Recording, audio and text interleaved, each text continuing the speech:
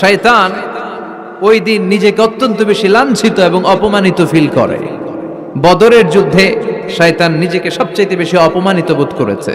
যখন আকাশ থেকে ফেরেশতাদের ঢল নামতে শুরু করলো, শয়তান নিজেকে অত্যন্ত অপদস্থ ফিল করেছে। আবার আরাফার দিনে আল্লাহ তাআলা যখন আল্লাহর প্রিয় বান্দাদেরকে ক্ষমার ঘোষণা দেন, শয়তান অপমান বোধ করে। আবার তাশাহুদে বসে এই যে আঙ্গুলটা আমরা নাড়াই কিংবা উঠায় রাখি, এই তাশাহুদের এই ইঙ্গিতটা আসদিদ হ্যামার দিয়ে হাতুড়ি দিয়ে শয়তানের মাথায় পিটালে ও যত ব্যথা পায়, তাশাহুদে এই আঙ্গুল উঠালে, শাহাদাতের সাক্ষী দিলে শয়তান তার চেয়েও বেশি ব্যথা পায়। চিল্লায় পড়েন আল্লাহু আকবার। কারণ এটা হচ্ছে শয়তানের বিপক্ষে এক আল্লাহর পক্ষে আমাদের জানান দেয়া ঘোষণা। এটা তাওহীদের সাইন। চিল্লায় বলেন কিসের সাইন? তাওহীদেরই মুর্শিদ আমার মুহাম্মাদের নাম বলো, মুহাম্মাদের নাম। আল্লাহর নাম জপলে বুঝতে পারি আল্লাহরই কালাম বলো, মুহাম্মাদের নাম। ওই নামেরই রশি ধরে যাই আল্লাহর পথে, ওই নামেরই ভেলায় চড়ে ভাসি নূরের স্রোতে। ওই নামের বাতি জেলে দেখি আরশের মুকাম বলো, মুহাম্মাদের নাম। পড়েন আল্লাহু আকবার।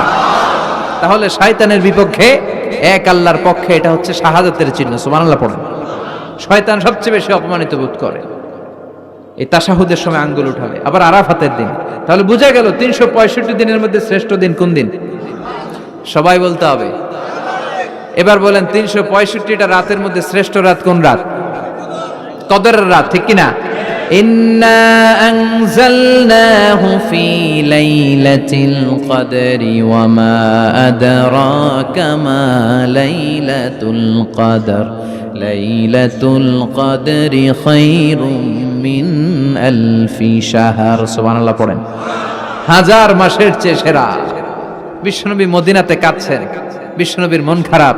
মন খারাপের কারণ হচ্ছে আগের যুগের উম্মতের বয়স আর হায়াত ছিল অনেক বেশি। কেউ পেয়েছে 3000, কেউ 1000, কেউ 500। বিশ্বনবী কাঁদে আর টেনশন করে, হায় রে আমার গুনাহগার উম্মতের কি হবে? কারণ বিশ্বনবী বলেছেন আমারু উম্মতি মা বাইনা 60 ইলা 70। আমার গুনাহগার উম্মতেরা 60 থেকে 70-এর মধ্যে সব মরে যাবে অন এন অ্যাভারেজ। ম্যাটন ঘরের কি অবস্থা? কত বছর বাঁচে? 90 আছে কে দেখি তো? 90 আছে নাকি? 80 হয়েছে কার? আছে? আসে নাই, অসুস্থ। 70 আছে কেউ? 70 ডানে বায়ে? হ্যাঁ, 70 পাওয়া যাবে আশা করি। একজন পাওয়া গেছে। আল্লাহ ওনারে আরো 70 বছর দিও। তো আমার উম্মতি মা বাইনা 60 ইলা 70। বিষ্ণু বললেন 60 থেকে 70-এর মধ্যে আমার উম্মতরা মরে শেষ। আহা, কি হবে আমার উম্মতের? আগের উম্মতেরা তো অনেক হায়াত পেয়েছে। আল্লাহ বললেন নবী কাঁদবেন না, লাইলাতুল কদরে খায়রুম মিন আলফি শাহর। ওদেরকে হায়াত দিছি আর আপনার উম্মতরে লাইলাতুল কদর দিয়েছি। ও নবী কাঁদবেন না, চিন্তিত হবেন না, বিষণ্ণ হবেন না, ফ্রাস্ট্রেশনে ভুগবেন না। তাদেরকে হায়াত দিয়েছি বেশি, কদর দেই নাই। আপনার উম্মতকে হায়াত দিয়েছি কম, এটা ঠিক, কিন্তু কদর দিয়েছি যেই কদরের রাত হাজার মাসের চেয়েও সেরা। খায়রুম মিন আলফি শাহর। ওই রাতে আপনি এক রাত ইবাদত করলে 1000 মাস ইবাদত করলে যে রিওয়ার্ড আপনি পাবেন, যে সওয়াব পাবেন, ওই সওয়াব আপনার আমলনামায় দিয়ে দিবে কে? তবে খবরদার, ওইটা শুধু 27-এর 26 তারিখ দিবাগত রাতে করলেই হবে না। বিষ্ণু বলেছেন ফালতামিসু ফিল আশরিল আওয়াখির মিনাল ভিতর।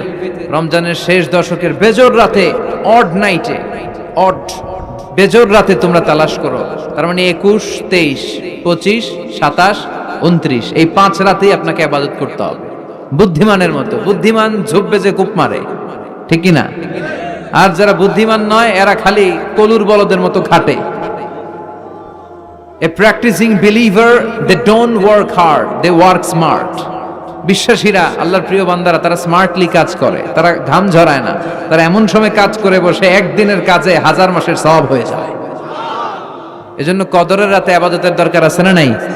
বিশ্বনবী কদর যখন আসতো, এই কদরের রাতে ঘুমাতেন না। ইদা জাআল আশরাল আখার আহিয়াল লাইলা আইকাদা আহলা ওয়া জাদ্দা ওয়া শাদ্দাল মিজহার। বিশ্বনবী কদরের রাতগুলোতে রাতে বেশি ঘুমাতেন না। জেগে থাকতেন, ইবাদত করতেন। ফাতেমা রাদিয়াল্লাহু তাআলা আনহাকে জাগিয়ে দিতেন, স্ত্রীদেরকে জাগাতেন, সন্তানদেরকে জাগাতেন, আর বলতেন দাঁড়িয়ে যাও, আল্লাহর সামনে দাঁড়িয়ে দাঁড়িয়ে সিজদায় পড়ে থাকো। জাদ্দা ওয়া সাদ্দাল মেজার মানে কোমরে গামছা বেঁধে নামতেন। মেটাফরিক, রূপক অর্থ। এখন রূপক বোঝে না মানুষ, মেটাফরিক বোঝে না, আক্ষরিক অর্থে ব্যাখ্যা করতে চায়, এগুলো কপাল পড়া, ঠিক কি না? বিশ্বনবী অনেক মেটাফর ইউজ করেছেন, অনেক রূপক ব্যবহার ইউজ করেছেন। আমি যদি আপনারে বলি তুমি একটা বাঘের বাচ্চা, আপনি যদি বলেন হুজুর আমারে জানোয়ার বলে গালি দিলেন কেন? আপনি যদি বলেন আপনি আমারে জানোয়ারের সাথে তুলনা করলেন, আমি তো আপনার জানোয়ার বলি নাই, আমি আপনাকে বাঘের যেমনি শৌর্য বীর্য আছে, power and strength and energy আছে, ওইটার সাথে আমি কম্পেয়ার করে আপনাকে বলেছি বাঘের বাচ্চা। তার মানে আপনি জানোয়ার না, আপনি শক্তিশালী। চিল্লা এখন ঠিক কিরা? কপাল পোড়া এগুলো বুঝতে চায় না। আল্লাহ তুমি হেদায়েত দাও। তার মানে কদরের রাতে বেশি বেশি ইবাদতের দরকার আছে না নাই? আমরা পেলাম 365 দিনের মধ্যে শ্রেষ্ঠ দিন। কথা বুঝে নাই বোধহয়। 365 রাতের মধ্যে শ্রেষ্ঠ রাত, 12 মাসের মধ্যে শ্রেষ্ঠ মাস, শাহরু রমাদান আল্লাযী উনজিলা ফীহিল। তার মানে 365 দিনের মধ্যে আরাফার দিন সেরা, 365 রাতের মধ্যে কদরের রাত সেরা, 12 মাসের মধ্যে রমজান মাস সেরা। তাই বিশ্বনবী বললেন সপ্তাহের 7টা দিনের মধ্যে জুমার দিনটা হলো সেরা। কামা ফাদ্দালা জামানান আলা জামান। আল্লাহর সুন্নাত হচ্ছে আল্লাহ সময়ের উপর সময়কে প্রাধান্য দেন, দিনের উপর দিনকে প্রাধান্য দেন। সুবহানাল্লাহ পড়েন। তাহলে যেই সূরাটা নিয়ে আমরা বসেছি, সূরাটার নাম সূরাতুল জুমআহ। বিশ্বনবী বলেন এটা শ্রেষ্ঠ দিন, সাইয়্যিদুল আইয়াম ফিল উসবু'। সপ্তাহের যে 7টা দিন আছে, এই 7টা দিনের মধ্যে শ্রেষ্ঠ দিন। সুবহানাল্লাহ পড়েন। এর কারণ কি? এতগুলো দিন থাকতে জুমার দিনের এত ফজিলত কেন? কারণ এই দিনে আল্লাহ তাআলা ফীহি খালাকাল্লাহু সাইয়্যিদানা আদম আলাইহিস সালাম। এই দিনে আল্লাহ তাআলা আদম আলাইহিস সালামকে তৈরি করেছেন। ফীহি আহবাতাল্লাহু তাআলা আদম মিনাল জান্নাহ ইলাল আরদ। এই দিনে আল্লাহ তাআলা সাইয়্যিদানা আদমকে জান্নাত থেকে দুনিয়ায় পাঠিয়েছেন। ফীহি তাকাব্বালাল্লাহু তাওবাতা আদম। এই জুমার দিনে আল্লাহ সাইয়্যিদানা আদম আলাইহিস সালামের তওবা কবুল করেছেন। ফীহি কুবিদা রূহু আদম। এই জুমার দিনে আল্লাহ তাআলা সাইয়্যিদানা আদম আলাইহিস সালামের রূহ কবজ করবেন। ওয়ালা তাকুমু সাআতু ইল্লা ফি ইয়াউমিল জুমআহ। আর জুমার দিন ছাড়া কিয়ামত অনুষ্ঠিত হবে। তাহলে জুমার দিনের আলাদা স্পেশালিটি আছে না নাই? আবার বিশ্বনবী জুমার দিনকে লক্ষ্য করে বললেন আল জুমআতু ইলাল জুমআহ কাফফারাতুন লিমা বাইনাহুমা। এক জুমা থেকে আরেক জুমার মাঝখানে যে 7টা দিন আছে, জুমার কারণে 7 দিনে যে গুনাহগুলো হয়, গুনাহগুলো জড়িয়ে দেয় কে? রজব শাবানে বরকতে দাও, রমজান মাসে গুনাহ ঝড়াও। সপ্তাহ জুড়ে তুমি বরকতে দাও, জুমার দিনেতে গুনাহ ঝড়াও। রজব শাবানে বরকতে দাও, রমজান মাসে গুনাহ ঝড়াও। পড়েন আমিন।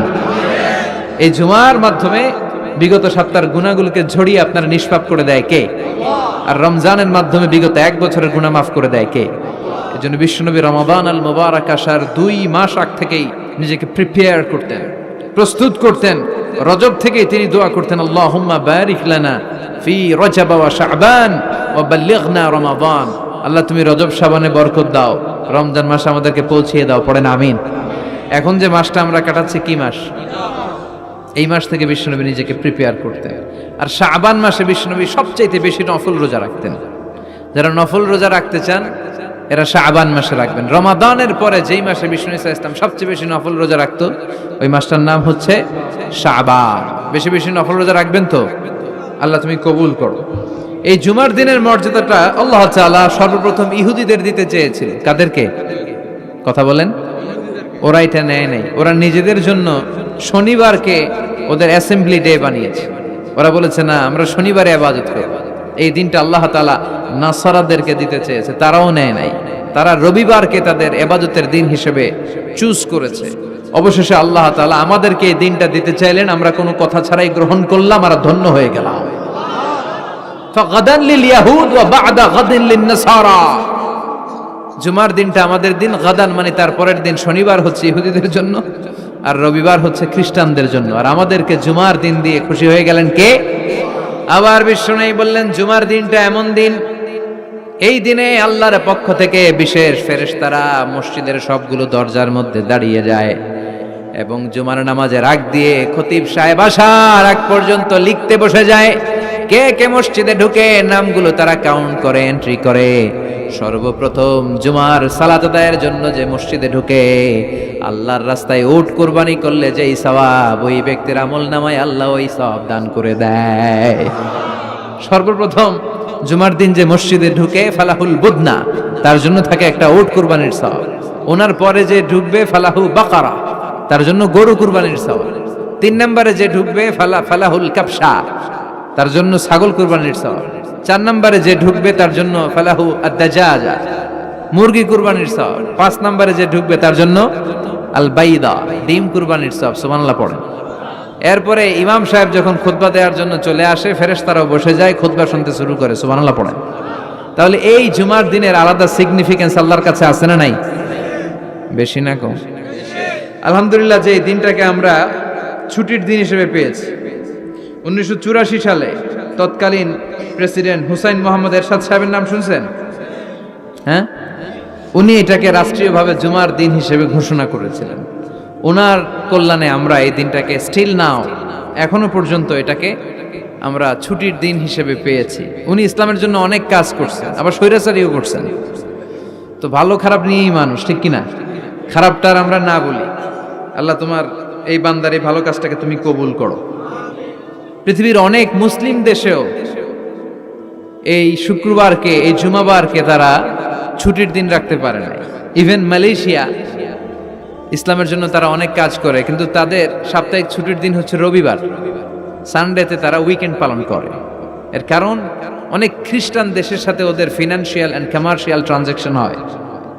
তো শুক্রবারে যদি এই কাজ করে, জুমার দিনে যদি এই কাজ করে, আর রবিবারে যদি তারা করতে না পারে, তাহলে একদিন তারা পিছিয়ে যায়। এই ফিনান্সিয়াল ট্রানজাকশনকে ঠিক রাখার জন্য রবিবারে মালয়েশিয়াতে ছুটির দিন হিসেবে ঘোষণা দিয়েছে। কিন্তু বাংলাদেশে সাপ্তাহিক ছুটির দিন কোনটা? খুশি না বেজার? চিল্লায় পড়ে আলহামদুলিল্লাহ। এজন্য রব্বুল আলামিন বলেন, ইয়া আইয়ুহাল্লাযীনা আমানু ইযা নুদিয়া লিস-সালাতি মিন ইয়াউমিল জুমআতি ফাসআউ ইলা যিকরিল্লাহি ওয়া যারুল বাই', যালিকুম খায়রুল লাকুম ইন কুনতুম তা'লামুন। সুবহানাল্লাহ পড়েন। আল্লাহ ডেকে বলে, গোলাম ও আমার ইমানদার বান্দারা, আমার বিশ্বাসী বান্দারা, জুমার সালাতের জন্য যখন আজান দিয়ে দেয়া হয়, ফাসআউ ইলা যিকরিল্লাহ, আল্লাহর স্মরণের দিকে তোমরা ধাবিত হও। ওয়াযারুল বাই', কেনা বেচা বন্ধ করে দাও। যালিকুম খায়রুল লাকুম ইন কুনতুম তা'লামুন, এটাই তোমাদের জন্য কল্যাণকর যদি তোমরা জানতে। সুবহানাল্লাহ পড়ে। ও বিশ্বাসীরা, কারা? মানে আমরা, আমাদেরকে অ্যাড্রেস করে কথা বলছেন, ভাল লাগে না? আল্লাহ যখন আমাদেরকে ডাক দেয়, ভাল লাগে আপনাদের? আল্লাহ আমাদেরকে ডেকে বললেন, গোলাম জুমার সালাতের যখন আজান হয় তখন তোমরা আল্লাহর জিকিরের দিকে ধাবিত হও। এই আজান দ্বারা উদ্দেশ্য হচ্ছে খুতবা দেওয়ার আগে যে আজানটা দেয়া হয়, বুঝতে পেরেছেন? খুতবা দেওয়ার আগে একটা আজান দেয়া হয় না? দুর্ভাগ্যবশত এই দেশে ওই আজানটা খুব আস্তে আস্তে দেয়। ইমাম সাহেবের মুখের সামনে এসে ছোট্ট ছোট্ট করে দেয়, যাতে কেউ শুনতে না পারে। দেয় না এরকম? কিন্তু গোটা বিশ্বে রফিক ভাই এই আজানটাও মাইকে দেয়, এই আজানটাও মাইকে দেয়। আপনাদের এই চান্দোলাতে এবার আমি জুমা পড়ালাম না, দেখলাম এইখানেও আমার সামনে, আমার কানের সামনে এসে এসে আমারে শোনাইতেছে। তাই আমি বললাম, এটা মাইকে দেন, জোরে দেন। বলা হচ্ছে যেন আশেপাশে ডিস্টার্ব হবে। কিন্তু সুন্নাহ হচ্ছে আজান মানে অ্যানাউন্সমেন্ট। আজান বিমানা আল ইলান, অ্যানাউন্সমেন্ট, ঘোষণা। তো ঘোষণা আসতে দিলে হবে? কথা বলেন। এটাও জোরে দেয়া সুন্নাহ, এটাও আওয়াজ করে দেয়া সুন্নাহ। কি কারণে এদেশে দেয়? আল্লাহু আ'লাম, আল্লাহু আ'লাম। গোটা বিশ্বে আপনি দেখবেন, আপনারা যারা হজ উমরা গিয়েছেন দেখবেন এই আজানটাও মাইকে দেয়, জোরে দেয়, যাতে লোকজন তাড়াতাড়ি চলে আসে। মূলত এই আজানটাই জুমার আজান। এর 1 ঘন্টা আগে আমরা বাংলাদেশে যেটা দেই, এটা আল্লাহ রাসূল সাল্লাল্লাহু আলাইহি ওয়াসাল্লামের জামানায় ছিল না। এটা সাইয়েদনা আবু বকরের জামানায় ছিল না, ওমরে ফারুকের জামানায় ছিল না। এটা শুরু হয়েছে সাইয়েদনা উসমান যুন্নুরাইনের জামানা থেকে। তখন মুসলিম ওয়ার্ল্ড খুব বেশি এক্সপান্ড করতে শুরু করলো, বাড়তে শুরু করলো। মুসলমানদের সংখ্যা অনেক বেড়ে গেল, মসজিদে গিজ গিজ করে লোকজন, জায়গা হয় না। তো তখন মানুষ যেন জুমার সালাতের এই বরকত, এই মার্সি ব্লেসিংস থেকে বঞ্চিত না হয়ে যায়, মানুষকে আগ থেকে সতর্ক করার জন্য মদিনায় একটা বাজার আছে সুক জাওরা। এই সুকে জাওরার এখানে উনি এই নতুন একটা আজানের প্রচলন করলেন। আলহামদুলিল্লাহ পড়েন, এটাও সুন্নাত, এটা সুন্নাতে উসমান। বিশ্বনবী বলেছেন আলাইকুম বিসুন্নতি ওয়া সুন্নাতিল খুলাফাইর রাশিদিন আল মাহদিয়িন আব্দু আলাইহা বিন নওয়াজিস। তোমাদের উচিত আমি বিশ্বনবীর সুন্নাতকে যেমনি আঁকড়ে ধরা, আমার চার খলিফার সুন্নাতকেও তেমনি মারির দাঁত দিয়ে আঁকড়ে ধরা। চিল্লা এখন ঠিক কিনা? এজন্য বিশ্বনবীর সুন্নাহ মানা যেমনি আবশ্যক, চার খলিফা যে সুন্নাহ দিয়েছেন ওইটাও মানার দরকার আছে রাডাই। এই জন্য আমরা এই আজানটাকে দেই। কিন্তু এখানে নুদি আলি সালাতি মি ইয়াউমিল জুমা দ্বারা যে আজানের কথা বলা হয়েছে, এটা প্রথম আজান নয়, এটা হচ্ছে খুতবা দেওয়ার আগে যে আজান, ওই আজান। আল্লাহ বললেন ওই আজান যখন দেয়া হয় আর থাকতে পারবা না। প্রথম আজান দেয়া হয়েছে, দেরি হয়েছে, গোসলের পানি নাই, ব্যস্ততা, দেরি হয়েছে, সমস্যা নাই। কিন্তু দ্বিতীয় আজান যখন দেয়া হয় তখন আর ঘরে বসে থাকা যাবে। এজন্য আল্লাহ বললেন ফাসআউ ইলা যিকরিল্লাহ, আল্লাহর জিকিরের দিকে ধাবিত হও। ফাসআউ এর শাব্দিক অর্থ হচ্ছে দৌড়াও। ফাসআউ এর শাব্দিক অর্থ কি? আসলে এখানে দৌড়াও উদ্দেশ্য নয়, এখানে উদ্দেশ্য হচ্ছে আল ইহতিমাম, ইম্পর্টেন্স, গুরুত্ব দেয়া। কারণ বিশ্বনবী দৌড়ে দৌড়ে নামাজে যেতে নিষেধ করেছেন। ইযা উকিমাতিস সালাতু ফালা তাতুহা তাসআউন ওয়া আতুহা তামশুন আলাইকুম বিস-সাকিনা ফামা আদরাকতুম ফাসাল্লু ওয়া মা ফাতাকুম ফাতিমু। বিষ্ণু বলেছেন নামাজের জামাতের ইকামত যখন হয়ে যায়, খবরদার দৌড়ে দৌড়ে নামাজে যাওয়া যাবে, আস্তে আস্তে যাও, হেঁটে হেঁটে যাও। ফামা আদরাকতুম ফাসাল্লু, যতটুকু যে পাবে আদায় করবে, যেটা ছুটে যাবে দাঁড়িয়ে নিজে নিজে পড়বে। কবুল করে নেয়ার মালিক কে? নামাজের জামাত দেখে দৌড় দিবেন, কিভাবে যাবেন? আস্তে আস্তে। আপনি দৌড়ে দৌড়ে গেলে আপনার ব্রেথ ইন ব্রেথ আউট, হাঁপানির ব্যারাম হবে। নামাজে যদি আপনি হাঁপাতে থাকেন, এটা সুন্দর লাগবে? আপনি কার সামনে দাঁড়াচ্ছেন? সব রাজার বড় রাজা, মহারাজা, চিল্লা এখন ঠিক কিনা? তার সামনে দাঁড়িয়ে হাঁপানির ব্যারাম দেখানোর কোনো সুযোগ? ধীরস্থির ভাবে যাবে। অনেকেই এই কাজটা করে। মাগরিবের নামাজ, ইমাম সাহেব কেরাত ধরেছে ওয়াদ-দুহা ওয়াল লাইলি ইযা সাজা। যারা ওযু করতেছে, আমার নিজের দেখা, যারা ওযু করতেছে এদের মুখস্থ এই সূরা, তো এরা টের পাচ্ছে যে এখনই রুকুতে যাবে, আর দৌড় না মারলে রুকু ধরা যাবে। এখন কোন রকম ওযু করে দিছে দৌড়। মসজিদে ছিল টাইলসের মসজিদ, উল্টায় পড়ছে, মুসল্লি একদিকে, লুঙ্গি আরেকদিকে। আছে না নাই? আমি নিজে দেখছি, আমাদের এলাকার এক খাদেম দৌড় মাইরা উল্টায় পইরা 3 মাস ওর পা ভাঙা অবস্থায় মসজিদে পড়েছিল। অধিকাংশ মসজিদ এখন টাইলসের। এজন্য বিশ্বনবীর দেয়া নিয়ম ভাঙলে বিপদ আছে না নাই? বিশ্বনবীর সুন্নাহ আছে যেখানে বারাকা আছে। এজন্য জামাত যদি শুরু হয়ে যায়, দৌড় দিবেন কারা কারা? হাত তুলেন। তুলবেন? তুলবেন? কেউ তুলবেন না? আচ্ছা, তার মানে জামাত শুরু হয়ে গেলে দৌড়ে দৌড়ে জামাতে যে শরীক হওয়া যাবে, আস্তে আস্তে যাবেন, যা পাবেন পড়বেন, বাকিটা আদায় করে নেবেন। কবুল করে নিবে কে? এজন্য আল্লাহ বললেন ফাসআউ ইলা যিকরিল্লাহ, যখন জুমার সালাতের আজান হয় আল্লাহর স্মরণের দিকে ধাবিত হও। যিকরিল্লাহ, এখানে যিকরুল্লাহ দ্বারা উদ্দেশ্য হচ্ছে খুতবাতাইন, জুমার 2 খুতবা। ফাসআউ ইলাল খুতবাতাইন, খুতবা শোনার জন্য তাড়াতাড়ি মসজিদে তোমরা ধাবিত হও। জুমার এই খুতবা শোনা কিন্তু ওয়াজিব, জানেন আপনারা? জানেন না? এই খুতবা শোনা ওয়াজিব। জুমার খুতবা আপনাকে শুনতেই হবে। যিকরুল্লাহর অনেক অর্থ। জিকির মানে শুধু লা ইলাহা ইল্লাল্লাহ নয়, জিকির মানে সালাত। জিকির মানে কি? মেটঙ্গরের ভাইরা বুঝতেছেন? মনোযোগ আছে না গেছে? কষ্ট হচ্ছে আপনাদের? তাকবীর দেয়া যাবে? জোরে না আসতে? দেখি কত জোর। লিল্লাহি তাকবীর। এই আপনাদের জোর? হ্যাঁ, এর চেয়ে বাড়বে না? ভলিউম বাড়ানো যাবে? লিল্লাহি তাকবীর, লিল্লাহি তাকবীর, লিল্লাহি তাকবীর। এই যিকরুল্লাহর অনেক অর্থ। জিকির মানে সালাত। প্রতিদিন যে 5 ওয়াক্ত সালাত আপনি আদায় করছেন, এটার অপর নাম কি?